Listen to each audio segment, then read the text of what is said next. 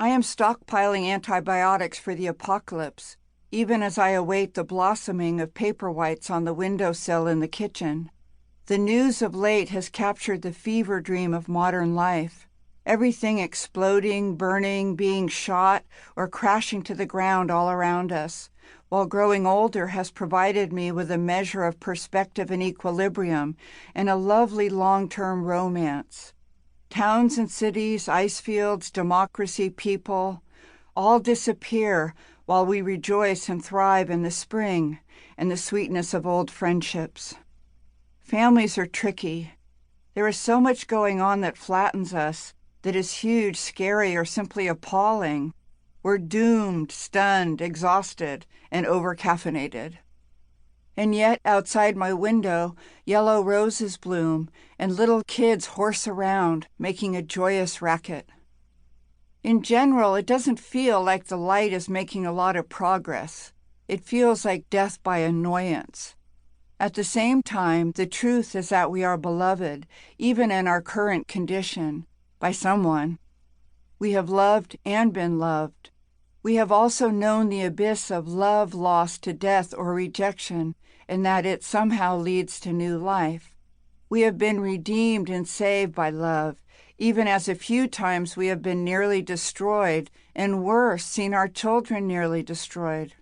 We are who we love, we are one, and we are autonomous. Love has bridged the high rises of despair we were about to fall between. Love has been a penlight in the blackest, bleakest nights.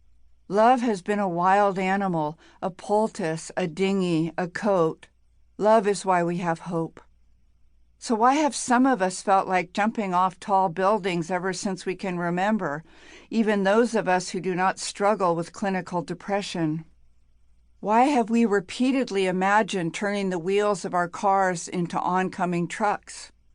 We just do. To me, this is very natural. It's hard here.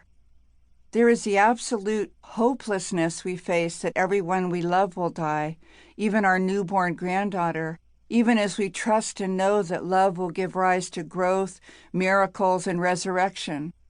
Love and goodness and the world's beauty and humanity are the reasons we have hope. Yet no matter how much we recycle, believe in our Priuses, and abide by our local laws, we see that our beauty is being destroyed, crushed by greed and cruel stupidity. And we also see love and tender hearts carry the day. Fear against all odds leads to community, to bravery and right action, and these give us hope. I wake up not knowing if our leader has bombed North Korea, and still, this past year has been just about the happiest of my life. So yeah, it can all be a little confusing. On the one hand, there is the hopelessness of people living in the grinding poverty in sub-Saharan Africa and uptown Oakland. On the other, we pour our money and time into organizations that feed and mentor people, teach in Uganda and Appalachia, show up in refugee camps with water and art supplies. People like us all over the world teach girls auto repair and electrical installation, teach boys to care for babies. Witnessing this fills me to bursting with hope. I have never witnessed both more global and national brutality and such goodness in the world's response to our own. And then there are our families of origin. Some of us grew up in the alternative universe of unhappy marriages, where we accepted as normal desperate parental need and bizarre sights just short of a head on a stick. I'm sure your family was just fine, and the template of love you grew up with was kindness and mutual respect, delight in each other, patience with a spouse or a child's foibles. But other families, just a few, here and there, hardly worth mentioning, were stressed, neglectful, fundamentalist, racist, alcoholic, schizophrenic, repressed. Brothers and sisters didn't always survive. We became jumpy perfectionists. T.S. Eliot wrote, "Teach us to care and not to care. Teach us to sit still." We long for this, and yet we check our smartphones every 10 minutes for news, texts, distraction. I wish that before my wise father died at 56, he had written down everything he had learned here, all the truths he was pretty sure of.